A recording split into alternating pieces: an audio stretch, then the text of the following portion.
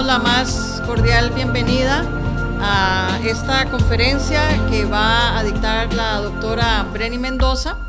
Esta conferencia a la que ha sido invitado el público en general es la lección inaugural de la primera promoción de la maestría en estudios de las mujeres, géneros y sexualidades, y tenemos el gran honor de contar el día de hoy con la profesora Brenny Mendoza, que nos hablará sobre colonialidad del género y poder, de la poscolonialidad a la descolonialidad.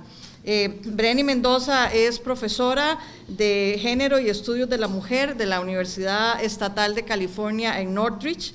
Brenny tiene un doctorado de la Universidad de Cornell, con énfasis en teoría feminista y estudios de América Latina. También obtuvo su bachillerato y maestría en ciencias políticas en la Universidad de Heidelberg y en la Universidad Libre de Berlín. El trabajo de investigación de Brenny se ha enfocado en las áreas de feminismo decolonial, teoría política, feminismo transnacional y estudios de América Latina. Además, Brenny es integrante del Grupo Latinoamericano de Estudios, Formación y Acción Feminista, GLEFAS, Brenny además se ha desempeñado en diferentes universidades y programas también en América Latina. Brenny tiene una amplia producción académica. Sus trabajos han aparecido en revistas, en libros, en España, Argentina, Colombia, en revistas muy importantes para la teoría feminista, justamente como Science, como Teoría Feminista y otras revistas. Ha publicado también en Honduras, ha publicado en México, y realmente nos sentimos muy honradas de tenerla con nosotras. El último libro de Brenny salió recientemente, se llama Ensayos de Crítica Feminista en Nuestra América y está publicado por la editorial Herder de México. Ahora aquí estoy con ustedes, que les voy a presentar un trabajo que recién fue publicado en inglés y va a estar pronto publicado también en español. Este es un trabajo que trata de, yo creo que muchos de ustedes ya están familiarizados con el término de la decolonialidad, ¿no? La cuestión de la opción de colonial y seguramente también con lo postcolonial, ¿no? O sea, está muy, no quiero decir muy de moda porque eso siempre es un poco peyorativo, ¿no? Pero hay un gran interés, ¿no? Ahora alrededor de estas nuevas teorías que han surgido. Y bueno, lo que yo trato de hacer en este trabajo que les voy a presentar, y este trabajo aparece en un manual de Oxford de teoría feminista, ¿no? O sea que es un trabajo que lo que trata de hacer es realmente dar a conocer estas teorías, ¿no? Y ver cuál es lo que las distingue, ¿no? Porque uno es que mucha gente confunde la cuestión de lo postcolonial con lo descolonial, ¿no? Pese que hay grandes diferencias. Y lo otro es que también lo descolonial es un término que está siendo reclamado, o tiene varias vertientes, está siendo reclamado por distintos lados, ¿no? Como para darles un ejemplo, está la teoría descolonial del grupo de modernidad colonialidad, que es sobre todo de origen latinoamericano, ¿no? Pero también los estudios indígenas de Norteamérica, ¿no? También reclaman lo descolonial, también la teoría chicana, y se asocia también a estas cosas. Entonces lo que yo hago en este trabajo es pues ver cómo es que se pasa del pensamiento del postcolonial al decolonial. El mundo académico anglo, y quizás que otra cosita, esto fue escrito también pensando en un público anglo, ¿no? O sea que quiero que recuerden eso. Bueno, empiezo de nuevo. El mundo académico anglo suele asociar las luchas anticoloniales con los movimientos de liberación nacional que lucharon por su independencia de los poderes coloniales europeos, o con los movimientos sociales que surgen en el proceso de constitución del Estado-Nación, una vez que los poderes coloniales han sido expulsados. Las teorías anticoloniales se asocian con figuras como el pensador panafroamericano Webb Du Bois, nacido en Estados Unidos, y los reconocidos críticos del colonialismo francés como Aimé Césaire y Frantz Fanon, así como el líder de la independencia de Ghana, Kwame Nkrumah. En 1978, no obstante, el canon de las teorías anticoloniales se expandió con la publicación del magistral libro Orientalismo de Edward Said, un teórico de literatura palestinoamericano que no solo amplió el marco histórico, la cartografía y el valor epistémico del colonialismo, sino que redefinió y desplazó el campo del conocimiento de lo anticolonial hacia un nuevo marco teórico que conocemos hoy como la teoría postcolonial. Luego, en los años 90, el grupo de estudios subalternos del sudeste asiático nos introdujo a una nueva generación de teóricos de lo postcolonial con autores que ustedes quizás conocen como Rana Guha, Homi Bhabha, Partha Chatterjee y bueno, otros, pero en especial Spivak, ¿no? A diferencia de los teóricos postcoloniales que centran sus análisis en las prácticas coloniales del norte europeo, los teóricos latinoamericanos y caribeños nos recuerdan que el pensamiento anticolonial surge en un contexto colonial mucho más antiguo, como respuesta a la historia violenta del colonialismo europeo que se inaugura con España en 1492. El giro descolonial del mundo académico actual es liderado por investigadores latinoamericanos y caribeños asociados al denominado Grupo de Modernidad-Colonialidad. Este grupo ha construido un archivo de textos que data desde el siglo XVI hasta el presente, ofreciendo una reinterpretación radical del capitalismo, ¿no? Podríamos hasta hablar de Mariátegui en Perú, que es como un antecedente también de estas teorías. En su punto álgido, la Escuela de Pensamiento de la Modernidad-Colonialidad argumentaría que la modernidad y el capitalismo no son resultado de procesos históricos intraeuropeos, sino que son consecuencia lógica del proceso histórico del colonialismo.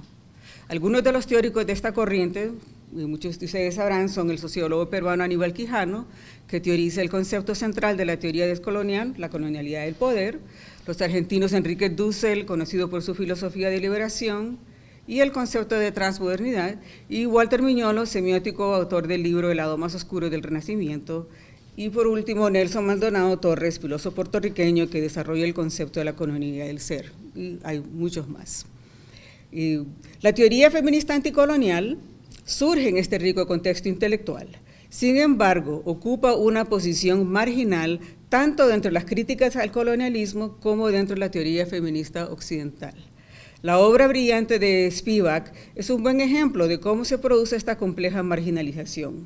Más de algún teórico postcolonial le ha querido rebatir su lugar, por ejemplo, dentro del grupo de estudios subalternos del sudeste asiático. Vivek Shiver ha dicho recientemente que Spivak cayó de un paracaídas en los debates del grupo de los estudios subalternos, insertándose con su ensayo que escribió en 1985, Subaltern Studies, Deconstructing Historiography, tal como si fuera una visita inesperada o no invitada, ¿no? En comparación, sin embargo, el grupo de modernidad-colonialidad se muestra más abierto a la academia feminista, incorporando fragmentos de los escritos de los feminismos de color de Estados Unidos. Walter Miñolo toma prestado de Gloria Anzaldúa la idea del pensamiento fronterizo, pero ignora la magnitud y complejidad de su obra. Miñolo concibe el pensamiento fronterizo como una epistemología descolonial que se origina en las formas del saber del colonizado. Según el autor, el pensamiento fronterizo no solo trasciende el pensamiento binario y dicotómico, sino que logra recuperar los saberes subyugados de las garras del eurocentrismo. También se pueden encontrar rasgos del pensamiento feminista negro de Estados Unidos en los debates del grupo Modernidad-Colonialidad, cuando se refieren a la co-constitución de la raza y género y la articulación de múltiples sistemas de poder. No obstante, los teóricos descoloniales rápidamente se desvinculan de la teoría de interseccionalidad del feminismo negro para reemplazarlo por otros conceptos que piensan como las tetrarquías del griego Kyriakos Kontopoulos, que se consideran más aptas para entender las múltiples y heterogéneas jerarquías globales y la complejidad de lo social de los distintos niveles estructurales.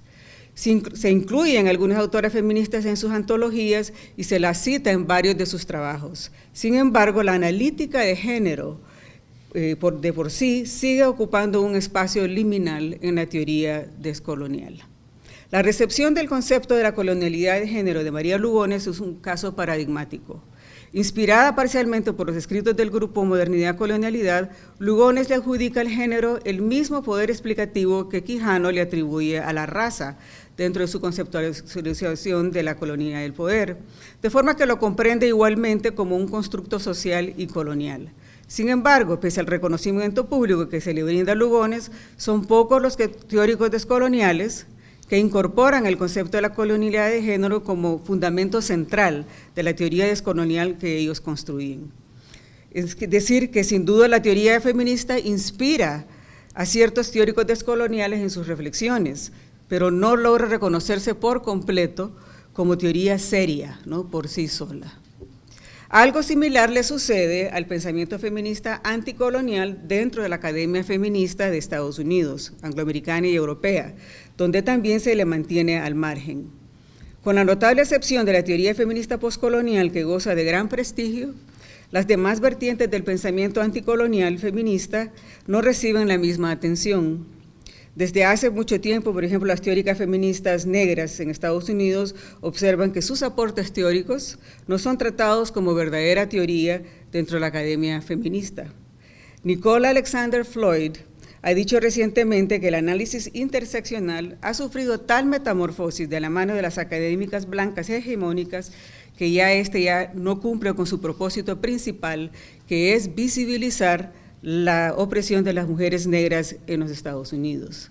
Vivian May asevera que el concepto de interseccionalidad ha sido reducido a un enfoque monotemático de género por algunas investigadoras que no solo rechazan su enfoque exclusivo en mujeres negras, sino que cuestionan su validez empírica.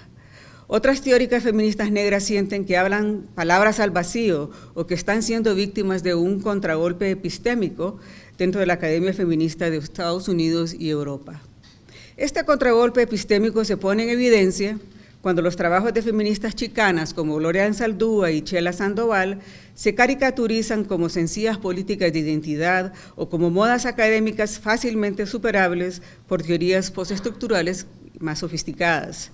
O cuando se habla de las teorías feministas descoloniales como feminismo de mujeres de color en oposición al feminismo propiamente dicho, ¿no?, que es blanco, y se las segrega en programas de estudios étnicos latinos, indígenas y afroamericanos, donde son ya ignoradas por completo o incorporadas.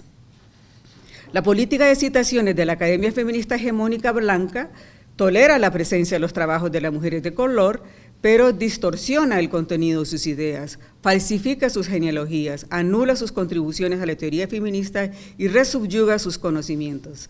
Mientras que los trabajos escritos por feministas del tercer mundo, o sea, de América Latina, por ejemplo, o sea, fuera de Estados Unidos, ni siquiera son considerados dignos de ser traducidos, lo que conduce a que lleguen a conocerse ya mediados o reinterpretados por investigadoras del primer mundo.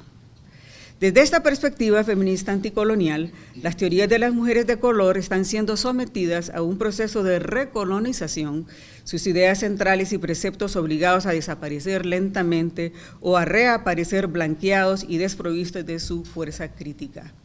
De ahí que uno de los objetivos de los discursos feministas interseccional y descolonial en Estados Unidos es contrarrestar este contragolpe epistémico, recuperando el trabajo teórico de mujeres de color colonizadas. El esfuerzo se enfoca en crear un lente multidimensional que sirve como base tanto para la teoría feminista descolonial como para las políticas de alianzas entre mujeres de color. Otros esfuerzos incluyen la recuperación de métodos y estrategias comunes de las distintas teorías de feministas de color que resisten el capitalismo global y el neocolonialismo. Cuando la crítica al capitalismo y el neocolonialismo se pone en el centro, se considera crucial para el proyecto feminista anticolonial, se hace evidente, sin embargo, que los feminismos de color de Estados Unidos no guardan parentesco con los feminismos anticoloniales, aunque sean parte importante de este proyecto. Los feminismos de color de Estados Unidos han aportado conceptos fundamentales al feminismo anticolonial, pero no son exhaustivos. Las teorías de las mujeres de color no representan un género unificado y no comparten un proyecto intelectual o político singular. Tampoco tienen sus argumentos epistémicos más sustantivos necesariamente un efecto descolonial. Por tanto, es muy difícil identificar lo que puede contar como feminismo anticolonial dentro y más allá del marco de la Academia de las Feministas de Color. Hay que recordar las palabras de las feministas indígenas de Estados Unidos, Eve Tuck y Wayne Yang, que nos dicen que las aspiraciones descoloniales de blancas, no blancas, inmigrantes y pueblos oprimidos y postcoloniales muchas veces reducen la descolonización a una metáfora de vagos anhelos de liberación y transformación social. Algunos discursos descoloniales incipientes, aún poco claros, corren el riesgo de restaurar normas coloniales, haciéndolas más fuertes en lugar de debilitarlas. La descolonización, por tanto, no es una metáfora para todas las críticas antirracistas, anticapitalistas, ni tampoco de las críticas al eurocentrismo. Esto es muy importante. Las teorías anticoloniales se definen por criterios vinculados a proyectos políticos que conducen a la descolonización.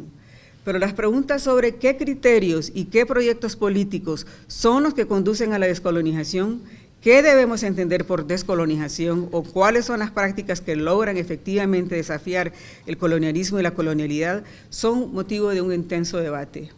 Algunas sugieren que la meta principal de la teoría feminista anticolonial es revelar y contrarrestar los impulsos imperialistas y colonizadores que tienen las teorías feministas hegemónicas. Otras piensan que la teoría anticolonial debe tener su mayor impacto en el terreno de la política, mientras otras centran su análisis en la relación entre raza, género y colonización o en el análisis de la intersección de la raza, género y el Estado moderno. Como vemos, la forma en cómo ha de situarse el análisis interseccional en los debates feministas anticoloniales alrededor de las jerarquías creadas y sostenidas por la colonialidad del poder están aún en disputa. A continuación, lo que voy a es elaborar un marco teórico provisional para comprender más a fondo cuáles son los proyectos políticos de los distintos feminismos anticoloniales. Entonces, trato primero de establecer la relación que tiene la teoría de interseccionalidad, el feminismo postcolonial y descolonial con el proyecto de la descolonización, o sea, tratar de ver qué es lo descolonial realmente en cada una de estas teorías, y lo hago haciendo vínculos con las corrientes principales de esas teorías, ¿no?, de la teoría postcolonial y descolonial, que son escritas aún fuertemente dominada por hombres todavía, ¿no? O sea, estas teorías se siguen desprendiendo de una matriz masculina, ¿no? Y bueno, ahora voy a hablar un poco entonces de la interseccionalidad y ver qué es lo anticolonial o descolonial que existe ahí adentro, ¿no? Bueno, a pesar de que muchas investigadoras feministas consideran la interseccionalidad un concepto revolucionario que redefinió los enfoques de la teoría, la política y metodología feminista, este concepto creado por pensadoras feministas negras de Estados Unidos está soportando desde hace una década fuertes cuestionamientos. Su valor epistémico ha sido cuestionado por feministas postestructurales que lo consideran meramente descriptivo. Sus críticas han sugerido que, lejos de aportar algo nuevo, el análisis interseccional reproduce exactamente los viejos problemas de las políticas de identidad, enfocándose demasiado en categorías identitarias, descontextualizadas y ocupándose excesivamente de un pequeño subconjunto de restricciones estructurales o exagerando el racismo que existe dentro del feminismo. Otras críticas sugieren que la interseccionalidad socava la coherencia filosófica y política del feminismo al cuestionar la primacía de la opresión de género, al estigmatizar la categoría de mujer o divulgar narrativas que no pueden abordar la complejidad de lo social. Algunas investigadoras han intentado corregir estas limitaciones del análisis interseccional asociadas a su exclusivo enfoque en mujeres de color, transformándolo en un método para el estudio de todas las mujeres e incluso de todos los pueblos del mundo. Muchas teóricas feministas negras en Estados Unidos se resisten a esta hiperinflación del concepto de interseccionalidad porque dicen que el análisis de cualquiera de los múltiples vectores del poder, por ejemplo, la blanquitud o el análisis de clase y la religión, tienen el efecto de borrar a las mujeres negras, que tanto les ha costado colocarse al centro, y lo que hace es reconstituir o recolocar a las mujeres de nuevo en el centro del análisis. Otras críticas del concepto han intentado corregir sus problemas recuperando los análisis monocategoriales que investigan por separado las dinámicas de género o de clase, o excavando complejos contextos sociohistóricos, dinámicas locales y procesos institucionales, o evadiendo por completo lógicas categoriales y asumiendo enfoques multivalentes y multiniveles. Algunos de estos remedios no han sido más que la adopción superficial de un enfoque que opera con una lógica de añadidura, haciendo ininteligibles la co-constitución de los sistemas de poder de género, raza, etnicidad, clase, sexualidad y nacionalidad, y socavando la premisa fundamental de los análisis interseccionales.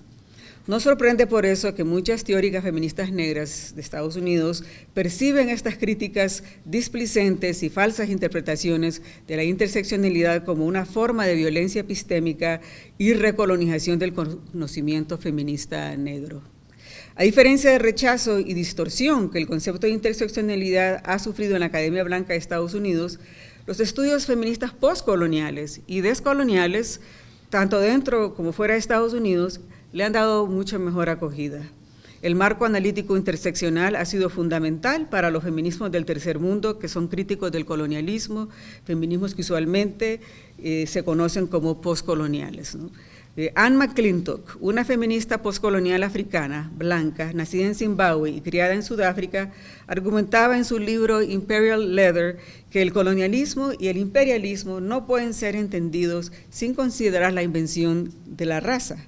Para McClintock, el análisis interseccional reconoce que los sistemas de poder fundados en género, raza, clase y sexualidad no son ámbitos sociales distintos y separados, sino que son parte de un engranaje peligroso que no solo está presente dentro del colonialismo británico, sino que dentro de las luchas anticoloniales. Como ha observado el colectivo de feministas de color de Santa Cruz, la teoría feminista anticolonial lleva el análisis interseccional más allá de las críticas de las prácticas legales del Estado, arrojando luz sobre las dinámicas locales. En las últimas décadas, las líneas que separan el feminismo postcolonial del feminismo de color de Estados Unidos han sido borrosas y materia de disputa. Varias antologías agrupan textos clásicos del feminismo negro y chicano con escritos de feministas postcoloniales, publicando sus textos clásicos a la par de escritos de feministas del tercer mundo, alineadas al grupo de estudios subalternos del sudeste asiático y con críticas al orientalismo. La agrupación de estos distintos enfoques destaca la importancia que tiene el análisis interseccional para el feminismo postcolonial. Sin embargo, la homogeneización de diferentes tradiciones teóricas del feminismo de color, bajo el nombre del feminismo postcolonial, conlleva también ciertos riesgos que implican, sobre todo, perder de vista lo que es más importante para el feminismo anticolonial. La teoría postcolonial tiene un programa teórico y político que no debe confundirse con otros enfoques teóricos. Existen importantes diferencias entre la teoría y práctica feminista, negra, chicana y la postcolonial. Estos marcos teóricos se originan en distintas experiencias y periodos coloniales y desarrollan distintos programas de investigación. Al ocupar distintos posicionamientos como sujetos dentro de los distintos marcos nacionales, globales y las instituciones de la academia, las posturas y apuestas de las autoras y activistas que contribuyen al análisis de la interseccionalidad y la colonialidad son lógicamente diversas, precisamente porque surgen de diferentes tradiciones teóricas y parten de distintos proyectos políticos. La teoría feminista negra, chicana y postcolonial están lejos de ser uniformes. Por eso, en lugar de suponer que comparten una visión común, es importante investigar si la crítica a la colonialidad o el proyecto descolonial particular requiere de un análisis interseccional que sea más específico. Como ha sido ampliamente documentado en otros lados, las raíces intelectuales del análisis interseccional se encuentran en las investigaciones que han realizado teóricas feministas negras de los Estados Unidos sobre la opresión de la mujer negra, quienes han enfatizado la compleja interrelación entre raza, clase, género y desposesión. El concepto ha sido rastreado en los discursos abolicionistas de la agitadora política Mary Stuart en el siglo XIX y más tarde en la obra de Anna Julia Cooper, cuya visión del mundo estaba determinada por el sistema de esclavitud establecido y aprobado en la legislación estadounidense, así como en su lucha por abolir este sistema. En la segunda mitad del siglo XX, la colectiva Combahee River creó la teoría de la interseccionalidad de la sexualidad, raza, género y clase, y luego Kimberly Crenshaw en 1989 acuñó el término, ¿no?, de interseccionalidad. Estos estudios para referirse al fracaso de las Cortes de Estados Unidos de reconocer la discriminación basada tanto en raza como género. Y luego, por último, Patricia Hills Collins construyó la teoría sobre el punto de vista del feminismo negro como una herramienta útil, ¿no?, para arrojar luz sobre la compleja opresión de las mujeres negras. Dentro del contexto de Estados Unidos, la interseccionalidad sirvió no solo para hacer visible las dimensiones de la opresión de la mujer negra que habían sido ocultadas dentro de la categoría unitaria de mujer de la teoría feminista blanca, sino que también desafió los conceptos paradigmáticos de raza que se utilizaban dentro de la teoría crítica de raza dominada por hombres negros. Al enfatizar los vectores multidimensionales del poder que estructuran tanto la identidad vivida y la realidad social, el concepto de interseccionalidad echó luz sobre los vínculos entre la ubicación epistémica y la producción del conocimiento. Además, ofreció estrategias analíticas que atan lo material con lo discursivo y lo estructural. Al demostrar lo inadecuadas que son las formas de pensar binarias y la futilidad de los esfuerzos por jerarquizar las opresiones, el concepto de interseccionalidad refleja las lecciones que las teóricas feministas negras aprendieron a través de sus experiencias en la esclavitud, el desarraigo, la desposesión, la explotación económica y reproductiva, la segregación de la era Jim Crow, la aparecería en el trabajo agrícola y el trabajo doméstico, los linchamientos, violaciones, las sublevaciones racistas, la ciudadanía de segunda categoría y el racismo sistémico imperante que permanece oculto dentro de la igualdad formal. No obstante, las creadoras del concepto de interseccionalidad, sin saberlo, lanzaron un proyecto político que permanece atado al Estado colonialista de Estados Unidos. Las historiadoras han utilizado el análisis interseccional para demostrar cómo la opresión de género y sexual fueron esenciales para el establecimiento de la esclavitud y el sistema de plantación. Los economistas políticos, por su parte, han probado cómo el sistema de esclavitud y de plantación sigue siendo el blueprint, ¿no?, como el molde de las relaciones económicas y sociales de los Estados Unidos y la manera en cómo continúa estructurando la segregación urbana y educacional, así como el complejo industrial carcelario. Teóricas sociales han descrito cómo los legados de la esclavitud y el apartheid legal racializado se ha ceñido a los cuerpos negros de tal manera que hasta hoy determinan sus prospectos de vida, sus relaciones sexuales, la formación de sus familias, sus oportunidades económicas, sus opciones de vivienda y empleo, y la forma en cómo ellos forjan lazos fuertes entre el pasado colonial y el contexto postcolonial actual. Pero dentro de este contexto histórico e intelectual, la interseccionalidad, sin quererlo, promueve demandas políticas de inclusión e igualdad de derechos, demandas para una ciudadanía completa percibida como indispensable para vivir una vida en libertad. Ciertos aspectos de la política de interseccionalidad son, por tanto, asimilables dentro de las políticas liberales de inclusión, lo que debilita su potencial descolonizador. Las nociones liberales de la libertad, igualdad y justicia tomadas de la Declaración de la Independencia y de la Constitución de Estados Unidos aparecen como las precondiciones del futuro de las mujeres y hombres negros de Estados Unidos, precisamente porque las bendiciones de la libertad les ha sido negada por tanto tiempo. No obstante, al asumir la inclusión liberal como proyecto político, la interseccionalidad sugiere estrategias de acción y resultados deseables que se alejan de las luchas anticoloniales fuera de Estados Unidos. Pese a su enorme influencia sobre las teorías postcoloniales y descoloniales, los objetivos políticos de las teóricas feministas negras se desvían con frecuencia de las luchas anticoloniales de otras partes del mundo. Sin embargo, cuando las feministas anticoloniales fuera de Estados Unidos adoptan la interseccionalidad como estrategia analítica, se identifican nuevos problemas y surgen posibilidades inesperadas dentro de la complejidad de las intersecciones de género, raza, clase y sexualidad que se dan en la condición colonial. O sea que la interseccionalidad, pese a sus grandes aportes, también tiene algunas limitaciones, ¿no?, y que no son desdeñables en realidad.